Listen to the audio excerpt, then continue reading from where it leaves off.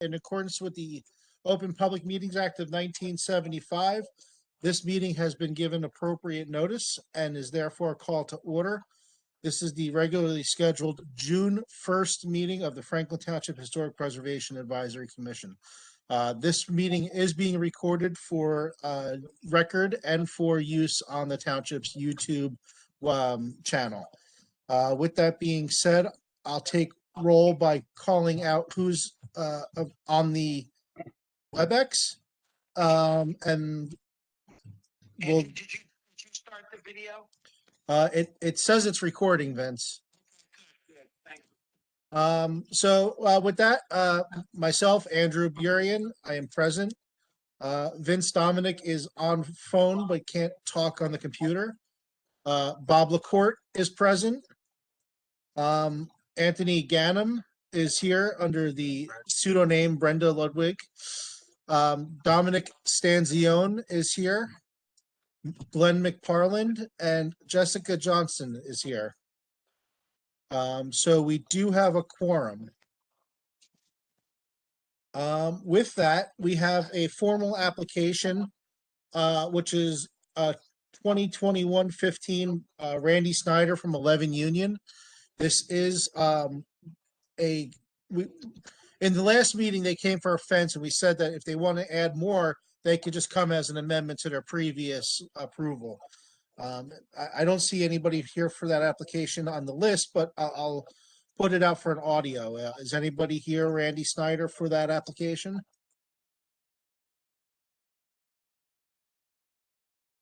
Going once. Going twice. Last call for 11 Union. Okay, that brings us up to the next set of what we're calling formal applications, which is the CDBG project review. Vince, what is CDBG?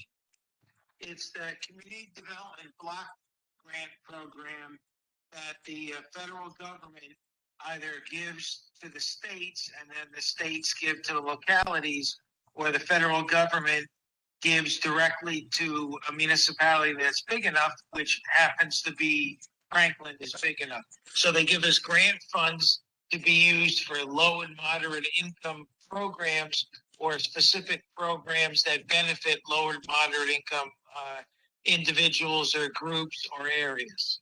So did everybody hear that over the speakerphone?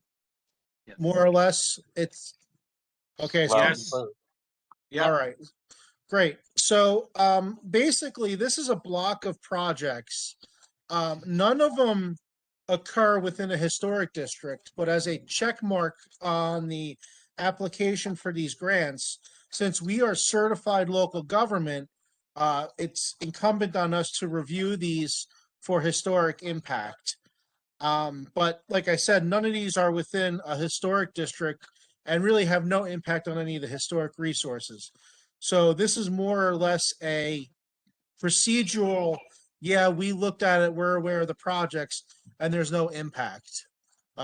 Is that more or less correct, Vince? That is correct. So this is really for our information that these projects are occurring. If there's any questions, we could field them to Vince, but I think it's pretty straightforward that none of this really is impacted by impacts historic resources. Yeah, it's as Andrew said, it's a check mark that the state requires because they don't want to spend money and do something that has a negative impact or any impact on a historic, a district or a historic property. Vince, I hung up on you because for some reason your audio just started working.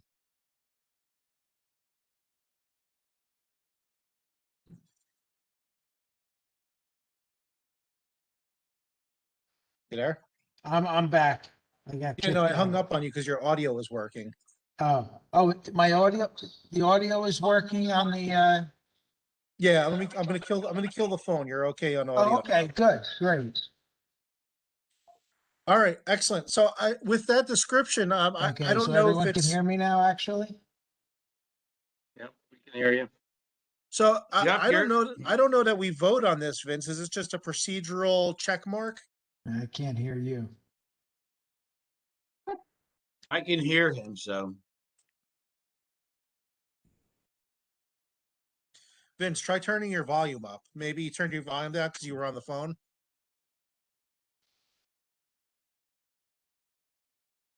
Hey. All right, that's fine.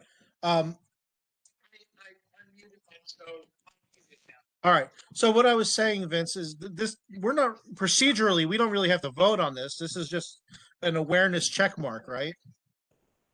All you have to do as a commission is you don't have to vote. You can just indicate to me that you agree that there is no impact on any historic resource on the CDBG programs, and then I can send an email to our CDBG coordinator, which is Deb Mitchell, saying that the CLG has reviewed it and has determined there is no, impact on historic resources in Franklin. It's a check mark.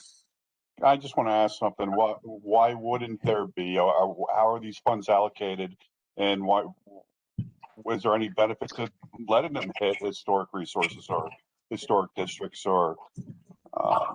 There's an application process, and then we review the application, and depending on the qualifications, because they have to benefit a low and moderate income need. In other words, like if you're going to put sidewalks, they have to be in a neighborhood that's low and moderate income. There are certain things like the food bank that qualify. The Center for Great Expectations qualify because they serve low and moderate income people. There's very specific guidelines that indicate what we can fund. So if someone in a historic district that was eligible, and I can explain it to you offline because it's very complicated. This is the federal government, but basically there are very specific programs that can be funded.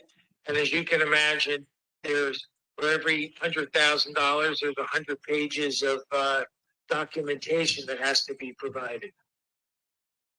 This being one of them. Okay, so it's not that it can't intersect with historic resources. It's just that in this case that they don't currently. Right. And if it did, like let's say for instance we were going to do sidewalks in a historic district.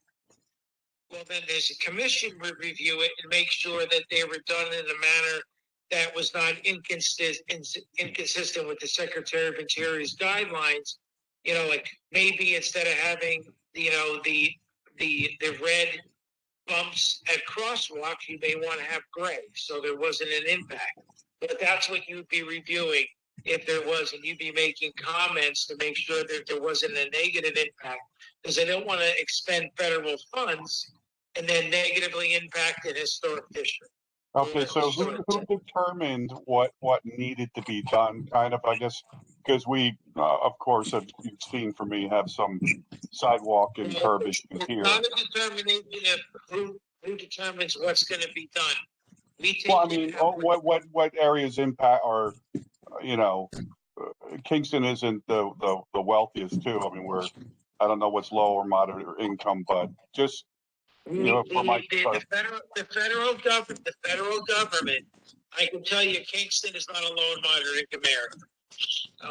The federal government has census tracts that, based on the census, determine what the medium income is. And depending on what the medium income is in an area, you can do, like for instance, we're doing sidewalks in Lewis Street. That is a low and moderate income neighborhood.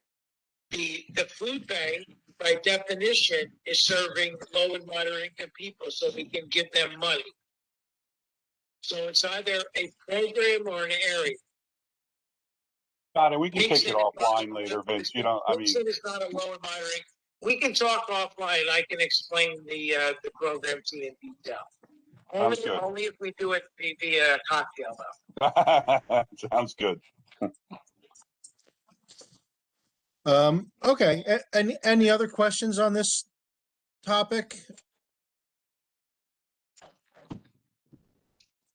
So I guess procedurally we should take a vote on. Well, I guess the statement from the commission is that these particular projects have no impact on historic resources. Um, I think that's how simple it is, right, Vince? And you can, if, I think it's probably better if you actually just say all in favor of that. And then I can say that, the commission determined that, and that's Sure. the end. All right, all in favor of a notation that there's no impact to a historic resource based on the projects listed in the CDBG project review list? Aye. Aye. Aye. Aye. Aye. All right, ayes across the board. Jessica, I don't know if you're on, but I didn't hear you. Aye. And, There we go. So- and you'll be doing this every year, Andrew, because every year we get an allocation. So every year about this time, the projects will come to the commission.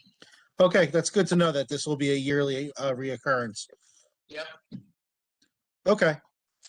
So let's circle back one more time for 11 Union Street. I did not notice anybody come into the meeting, but we'll double check. 11 Union, anybody here for that application? Seeing as that nobody comes forward, we'll move on. Anybody here for public discussion? I don't see anybody here for public discussion either. No public discussion. No incoming correspondence that I'm aware of at this time. What about the township open space, Bob? You guys meet? Yeah, we met and we basically talked about some of the grasslands being cut, the mayor's project with the butterflies, nothing that was really historic. So it was not a very long meeting. Okay. The only thing was the maybe a 15-20 minutes was about the watershed and the a project that Rutgers is going to be doing for the impervious soil. There's more and more of that soil being covered because of the warehouses being built in Franklin. So they're looking in, Rutgers is doing that project for us. So expand on that a little bit. What is Rutgers doing? Is this like out of the planning school? What's happening? Yeah, basically out of their school, what they're doing is a project to look at the expansion of the Franklin was about 2 years, and it's not set yet because there are different programs that they're using. So it was impervious soil was about 14-15%. Some models are coming back that they're 19-20% now. Okay. But there isn't a program that is very specific. So there, and with all the building that's going on in Ward 2 with all the warehouses, they're looking into that too. So it's not completed yet. I will update everybody next time we meet. That seems like an interesting study that's being conducted. I think that we would be interested in learning more about. Yes. Especially, we look at things like all the housing that's going on, the 55 and over by Canal Road and all the warehouses. It'd be interesting to see what our impervious is and what's happening to our watershed. It is getting up there. Yeah, that's interesting. Great, thank you. So unfinished business, I do want to still set goals. I still want everybody to be prepared to talk about that. Jess, I saw you sent something this evening. So that's good. We'll keep building on that. I know this meeting came up quick and everybody had a nice, wonderful holiday weekend. So I don't think we're fully primed to discuss it, but, I know July 6th is going to follow July 4th. So it's going to be tough, but again, send me anything you have, in ideas for goals, and send me anything you may have for research into expanding our ordinance.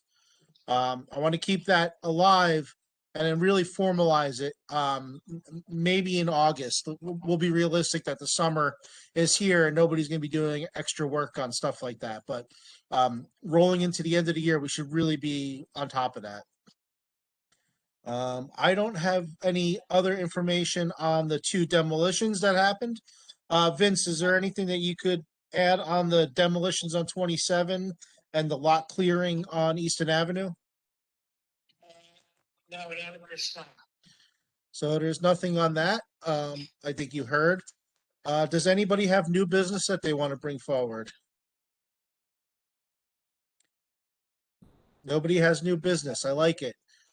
We already did public discussion. The next meeting is July 6th.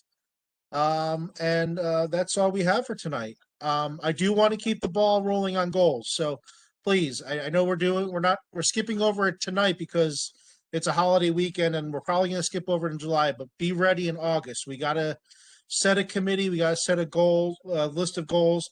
And especially since we want to really look into getting some of those grant opportunities that are going to roll up really, really fast in January and February.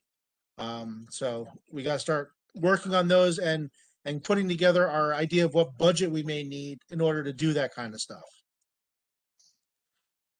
Vince, when is the budgets due for next year? When do we have to let you know about that kind of stuff? Well, you really should have an idea in September and October because we start doing our budget in September and October. So if you start looking at it in August and give me an idea in September, then I could put money in, for what you want to apply for the CLG grant as a matching. So there you have it. We have August to figure it out, September to commit, and then we can try and get a match into the budget. So we'll look at that using the historic information we have on the past grant round to see what we need to move forward. And I know Jess is going to want to volunteer to do all of that. So with that, does anybody have anything else they want to add?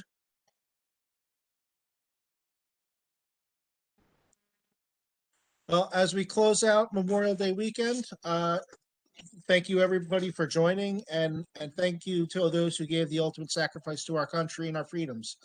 And with that, I'll call the meeting to adjournment. Anybody want a second? I'll second it.